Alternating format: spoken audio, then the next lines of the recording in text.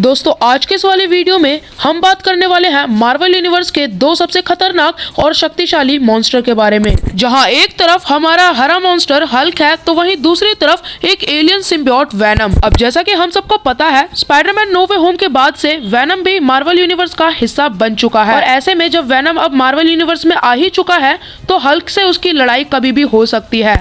और ये तो हम सब जानते ही हैं कि इन दोनों ही मॉन्स्टर्स को हराना किसी के भी बस की बात नहीं है, पर जब ये दोनों मॉन्स्टर्स आपस में ही टकराएंगे तो किसी एक को तो हार माननी ही पड़ेगी। तो आखिर कौन हारने वाला है और कौन इस लड़ाई में जीतने वाला है, ये जानने के लिए वीडियो को बिना स्किप करे पूरा जरूर देखना। और वीडियो अच्छा लगे तो वीडियो को लाइक करके चैनल को भी सब्सक्राइब कर देना।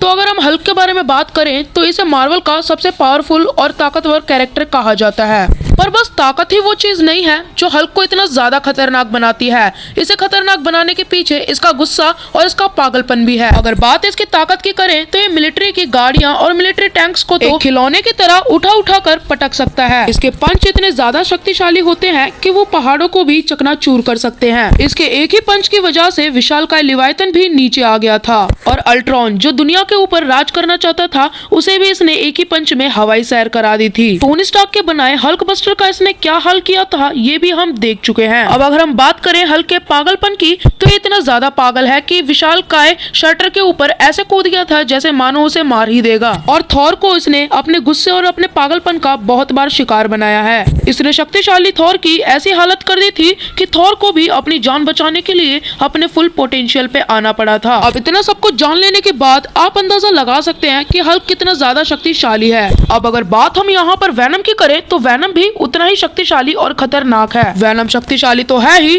पर यह हल्क की तरह पागल नहीं है। ये लड़ते समय अपने दिमाग का भी इस्तेमाल करता है और यही चीज इसे हल्क से ज्यादा खतरनाक बना देती है। पर इसके बाद भी वेनम हल्क जितना ताकतवर तो नहीं है, क्योंकि जब वेनम की लड़ाई कार्नेज से हुई थी तो वेनम कार्नेज के सामने आने से थोड़ा डर रहा था, पर वहीं हल्क तो मानो डर के बारे में बिल्कुल जानता ही नहीं है। भले ही इसका अपोनेंट कितना भी शक्तिशाली हो, हल्क उसे हराए बिना चैन की सांस नहीं लेता। और शायद यही वजह थी कि इसने अपने से भी ज्यादा शक्तिशाली अबोमिनेशन को भी हरा दिया था। तो इससे ये पता चलता है कि वेनम हल्क जितना शक्तिशाली तो नहीं है, पर हाँ एक ऐसी एबिलिटी वेनम के पास है जो उसे इस फाइट में जीतने में मदद कर सकती है, और वो एबिलिटी है इसकी ड्यूरेबिलिटी। वेनम के पास कमाल की ड्यूरेबिलिटी और कमाल का हीलिंग फैक्टर है और इसी वजह से गन से निकलने वाली बुलेट्स इसका कुछ भी नहीं बिगाड़ पाती हैं। और जब कार्नेज से इसकी फाइट हुई थी तो कार्नेज ने इसे बहुत बुरी तरह पटक कर मारा था, पर उसके बाद देखने में लग रहा था कि जैसे इसे कुछ हुआ ही ना हो। ये सब इसके हीलिंग फैक्टर का कमाल है। जब रायोट के साथ इसकी फाइट हुई थी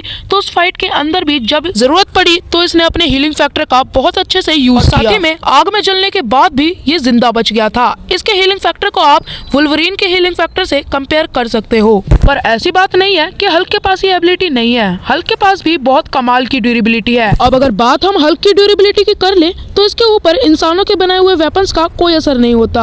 अब चाहे वो गन से निकलने वाली बुलेट हो या फिर बहुत सारे बम एक साथ इसके ऊपर गिराए जाएं, तब भी इसे कुछ नहीं होगा। ये शटर की गर्मी को बर्दाश्त कर चुका है। थॉर के हथौड़े से मार खाने के बाद भी इसे कुछ नहीं हुआ था, और साथ ही में थैनोस से जब ये पिटा था उसके बाद भी ये जिंदा बच गया था। तो अगर देखा जाए तो हल्क वेनम से ज्यादा स्ट्रॉन्ग है, उसके पास वेनम से ज्यादा अच्छी ड्यूरेबिलिटी है और साथ ही साथ उसके पास वेनम से ज्यादा अच्छा हीलिंग फैक्टर भी है। हाँ मैं जानता हूँ वेनम के पास हल्क से अच्छी स्पीड है, पर हाँ बस स्पीड के दम पे वेनम हल्क को नहीं हरा सकता।